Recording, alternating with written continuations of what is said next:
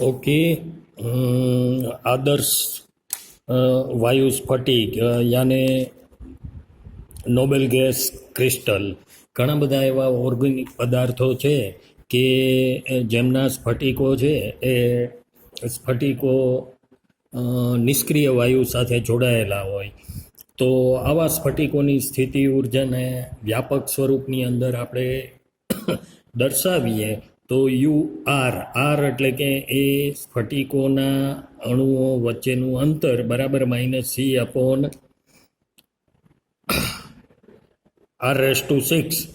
તો અહીંયા સીને વાન્ડર વાલ્સ બળ અચળાંકો કહેવામાં આવે છે અને દરેક પરમાણુઓ માટે યાને કે ઓર્ગેનિક પરમાણુઓ માટે એના મૂલ્યો છે એ જુદા જુદા હોય છે.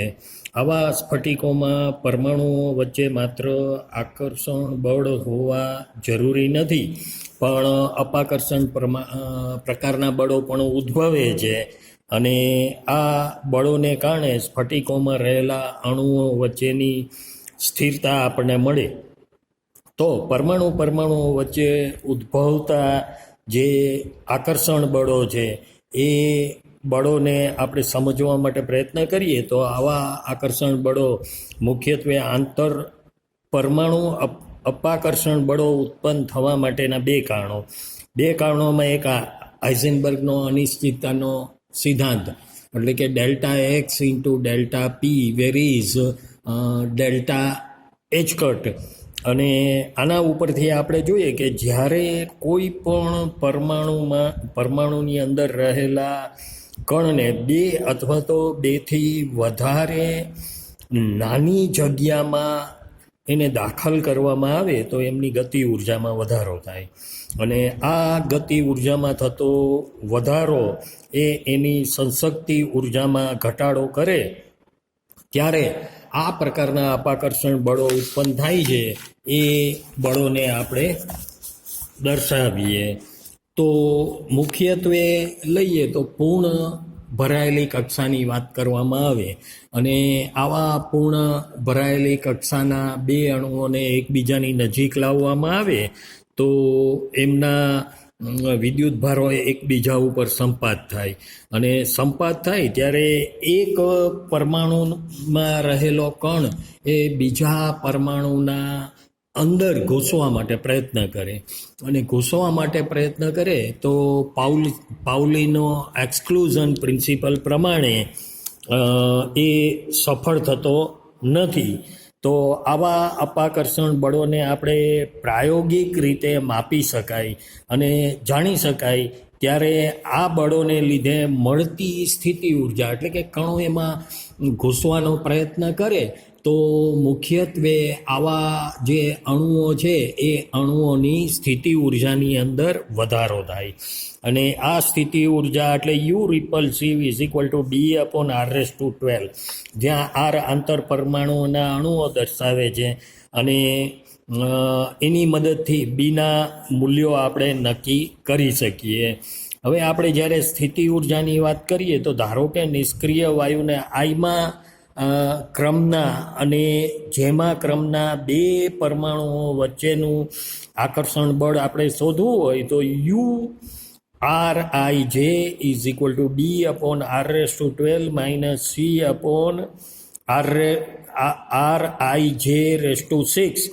એટલે કે હવે જો સ્ફટિકમાં n પરમાણુઓની સંખ્યા હોય અને આ પરમાણુ દીઠ દરેક જોડ માટેની કુલ સ્થિતિ ઉર્જા U1/σ_ij⁴n URI. સરવાળા પરની જે ડેશની નિશાની એવું સૂચવે છે કે I = j લેવાના નથી અને આઈ અને જેનો જ્યારે આપણે સરવાળો લઈએ ત્યારે આઈ જે એ અનુક્રમે જોડકાઓ રચાય છે અને આ જોડકાઓ only and only there will be in 2 time દર્શાવે છે અને એનો સરવાળો સૂચવે છે. તો therefore U = 1/σ_i j into bracket j2i⁴n URIJ bracket close. અને આ રીતે પરમાણુઓના બધા જ જોડકા વચ્ચે આંતરક્રિયા થાય.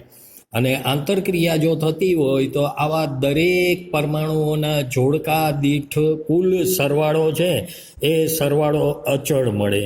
તો હવે આઈના એન મૂલ્યો માટે આપણને you is equal to 1/n જે is equal to I sigma N U R આઈ જે આ સરવાળો ગણવા માટે તમારે કોઈ એક પરમાણુને એટલે કે અણુઓની રચના પૈકીનો સેન્ટરમાં રહેલા કોઈ એક પરમાણુને આપણે પસંદ કરીએ અને પસંદ કરી પછી યુ આર આઈ જેના મૂલ્યો સમીકરણ 27માંથી 30માં મૂકીએ તો ધેરફોર કુલ સ્થિતિ ઉર્જા U is equal to n/2 sigma j is equal to i raise to n b upon r I j raise to 12 minus c upon r I j raise to 6. હવે આપણે એ મુદ્દા ઉપર આવીએ કે જો કોઈ નિષ્ક્રિય વાયુ ઘન માટે એટલે કે એની ઘન પ્રકારની રચના છે એના માટે બી અને સીના મૂલ્યો તમે જો જાણતા હો તો એના ઉપરથી આપણે ગણતરી કરી અને નક્કી કરી શકીએ. એટલે કે ક્લાસિકલી લિનાર્ડ જોન્સે આ સમીકરણ 27ની અંદર સેજ જુદા પ્રકારનું સ્વરૂપ એને મેળવેલું. તો લેનાર્ડ જોન્સના વાદ અનુસાર યુ આર આઈ જે ઇઝ ઇક્વલ ટુ 4π. હવે જો મિત્રો અહીંયા આપણે 4πr જેવી સિમેટ્રી આપણે લીધી છે એટલે કે દરેક અણુઓ પરમાણુઓ કે એમાં રહેલા કણો કે કોઈ પણ કણો છે એ ગોલીય સમમિતિ ધરાવે છે અને ગોલીય સમમિતિ ધરાવતા હોય તો 4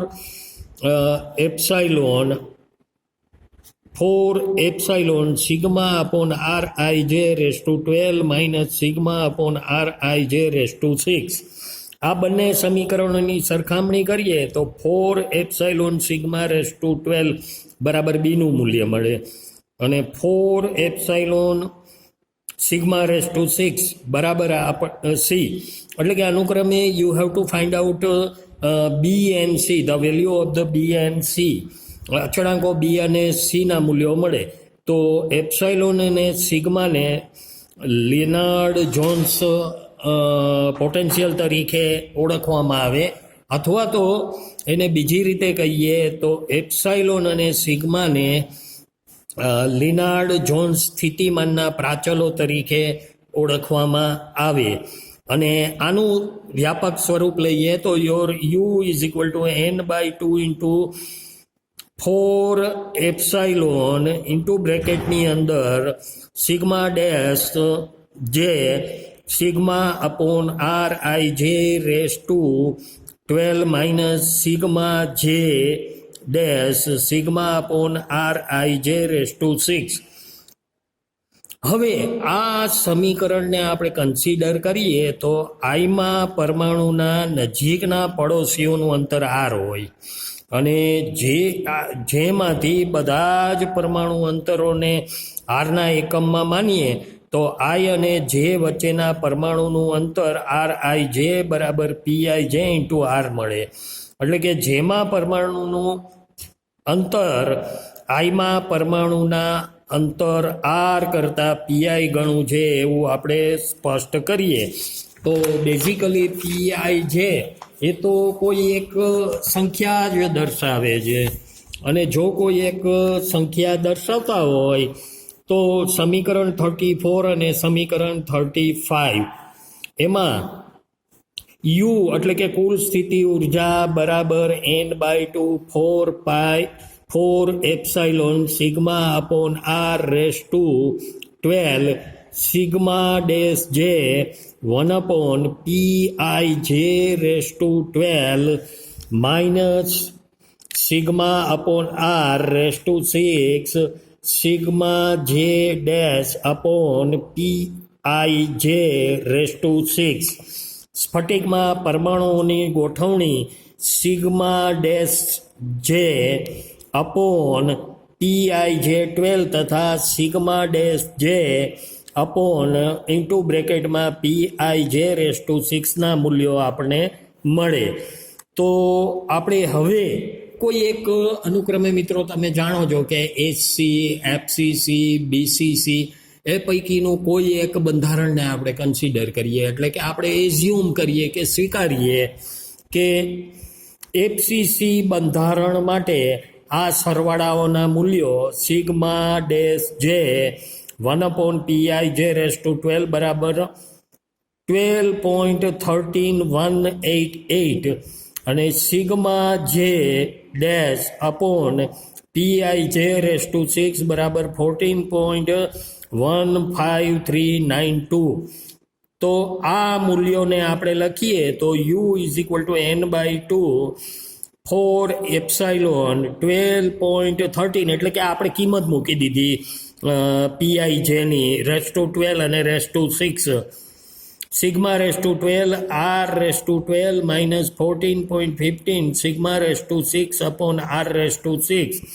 દશાંશ ચિહ્ન પછીના બે આંકડા આપણે અહીંયા કન્સિડર કર્યા છે. તો n પરમાણુઓના બનેલા સ્ફટિકની ઉર્જા અહીંયા આપણને મળે ત્યારે એની ગતિ ઉર્જાને આપણે અવગણી છે. તો બીજા કિસ્સામાં જોઈએ તો આ ગણતરી નિરપેક્ષ શૂન્ય તાપમાને કરેલી છે. નિરપેક્ષ શૂન્ય તાપમાન સિવાયના તાપમાને જો ઉર્જા આપણે ગણવી હોય તો કોઈ પણ મોલેક્યુલ્સ અથવા તો અણુમાં રહેલા કુલ પરમાણુઓની સંખ્યાની ગણતરી આપણે લેવી પડે. અને આ લઈએ તો આપણે લેટિસ ડાયનેમિક્સને આપણે કન્સિડર કરી અને પછી જ ગણતરી આપણે કરી શકીએ. પણ હાલમાં અહીંયા આપણે નિરપેક્ષ શૂન્ય તાપમાનને જ આપણે લીધેલું છે. તો કોઈ પણ સ્ફટિકની ઉર્જા આપણે જાણવી હોય તો તેની સંશક્તિ ઉર્જા સંકળાયેલી છે એવું ના આપણે કહી શકીએ. તો આના માટે 4 કારણો છે કે સ્ફટિકની ઉર્જા જાણવા માટે સૌપ્રથમ પદાર્થનો સ્થાયી સ્ફટિક બંધારણ કેવું છે એ આપણને જાણવા મળે. દબાણ કદના સંદર્ભો આપણને ઇક્વેશન ઓફ સ્ટેટ પણ મળી શકે. સ્થિતિસ્થાપકતાને લગતા ગુણધર્મો કેવા છે એ મેળવી શકીએ. તાપમાન સાથે એના ગુણધર્મો કેવા બદલાય છે એ પણ આપણે જાણી શકીએ. આમ કોઈ પણ પરમાણુની કુલ સ્થિતિ ઉર્જા આપણે ચોકસાઈપૂર્વક જાણી શકીએ. હવે નેક્સ્ટ છે પરમાણુઓની ત્રિજ્યા અને એમના લેટિસ અચળાંકો. એટલે કે હકીકતમાં જોઈએ તો પરમાણુઓ અતિ સૂક્ષ્મ બંધારણ ધરાવે છે અને આવા કોઈ પણ મોલેક્યુલ્સમાં કેટલા મુક્ત પરમાણુઓ, કેટલા મુક્ત આયનો અસ્તિત્વમાં ધરાવે છે, એની ત્રિજ્યાઓ કેટલી હોઈ શકે અને આ ત્રિજ્યાઓ વચ્ચે કેટલો તફાવત છે એ જો આપણે જાણવો હોય તો આપણે 1 ઇલેક્ટ્રોન એપ્રોક્સિમેશન લઈ અને હાર્ટી-ફોકની રીતની મદદથી આપણે શોધી શકીએ. તો પેલો કિસ્સો આપણે લઈએ કે સૌથી બહારના ઇલેક્ટ્રોન માટેનું તરંગ વિધેય સાઈને મોડ ψ² ન્યુક્લિયસ જેટલા અંતરે મહત્તમ બને એ માટે એને મુક્ત પરમાણુ કે આયનની ત્રિજ્યા કહેવાય. તો આવેલા સ્ફટિક માટે ક્વોન્ટમ મિકેનિક્સની મદદથી આપણે જાણી શકીએ. તો કોઈ પણ ઘટક કે કણ આપેલો છે એના ઇલેક્ટ્રોનનું વિદ્યુતભાર વિતરણ મહત્તમ હોય અને મહત્તમ હોય તો એની સાથે આવેલો ઘટક પરમાણુઓ કે આયન એની ત્રિજ્યા આપણે મેળવી શકીએ. તો મુક્ત અવસ્થા માટે જો આપણે સ્ફટિક લઈએ, કોઈ સ્ફટિકની મુક્ત અવસ્થા, તો એની બંધિત અવસ્થાની ત્રિજ્યા જુદી જુદી હોય. કારણ શું? તો કે જુદી જુદી સીમા શરતો આપણે કન્સિડર કરવી પડે. તો મુક્ત પરમાણુની ત્રિજ્યા તેના ધન આયનની ત્રિજ્યા કરતાં નાની હોય અને ઋણ આયનની ત્રિજ્યા છે એ વધારે હોય. એટલે કે સોડિયમ ક્લોરાઇડ લેવામાં આવે તો સોડિયમની ત્રિજ્યા છે કંઈક 0.15 એંગસ્ટ્રોમ હોય છે અને ક્લોરિન આયન એટલે કે ઋણ આયનની ત્રિજ્યા 1.24 એંગસ્ટ્રોમ હોય છે. તો આમ આવા બે આયનોની ત્રિજ્યાની સરવાળો કરવામાં આવે તો એના સૌથી નજીકના પરમાણુઓનું અંતર RA અને RBની ગણતરી આપણે કરી શકીએ. તો આમ પરમાણુની ત્રિજ્યા જાણતા હોય તો નજીકના પડોશીઓ નું અંતર કેટલું હશે ને કેટલા હશે એ આપણે શોધી શકીએ. તો બેઇઝરના અભ્યાસ મુજબ A+ અને AB આયનો એકબીજાને સ્પર્શે તો તેમની વચ્ચે કોઈ એક બંધ રચાય અને આ બંધ સ્થિર હોય. તો એના માટે RA+ આયનની ત્રિજ્યા અપોન RB નેગેટિવ B આયનની ત્રિજ્યાનો લઘુત્તમ ગુણોત્તર 0.155 હોય તો એ સ્થિર એકબીજા વચ્ચે કોર્ડિનેશન રચાય. અને આ બે પ્રકારના આયનો એ એના ઋણ આયનોને માટે પણ આપણે લાગુ પાડી શકીએ. તો આવી એક રચના અહીંયા આપેલી છે. આ નેગેટિવ બી આયન આપેલો છે, પોઝિટિવ બી આયન આપેલો છે અને બીજો નેગેટિવ આયન આપેલો છે અને અહીંયા A+ આપેલું છે. તો આમ એના દ્વારા એક ઘન રચાય અને આ ઘન રચાય તો એક બાજુની લંબાઈ A છે. તો ઘનની દરેક બાજુ એકબીજાને અટકે તો પાયથાગોરસ પ્રમાણે √2A જેટલું અંતર મળે. તો નેગેટિવ બી અને પોઝિટિવ એ આયન વચ્ચે જોડતી રેખા અને બે પોઝિટિવ આયન વચ્ચેનો ખૂણો થીટા હોય તો cos થીટા બરાબર √2A/2 અપોન √3A/2. આ બોડી સેન્ટર બોડી ડાયગોનલ છે તો એના માટે √2/3 આપણને મળે. અને બીજા કિસ્સામાં લઈએ તો cos theta RB upon RA plus RB √2/3 બરાબર 0.186 મળે. તો RA અપોન RB સ્મોલ કેસમાં 0.225 મળે. તો આમ ચાર આયનો સાથે એક સ્થિર કોર્ડિનેશન રચાય અને એનું લઘુત્તમ મૂલ્ય મળે. તો અહીંયા જુદા જુદા મૂલ્યો અનુક્રમે આપણને આપેલા છે અને એના ઉપરથી આપણે એના મૂલ્યો શોધી શકીએ. તો મિત્રો આ આપણે જોયું અને નિષ્ક્રિય વાયુ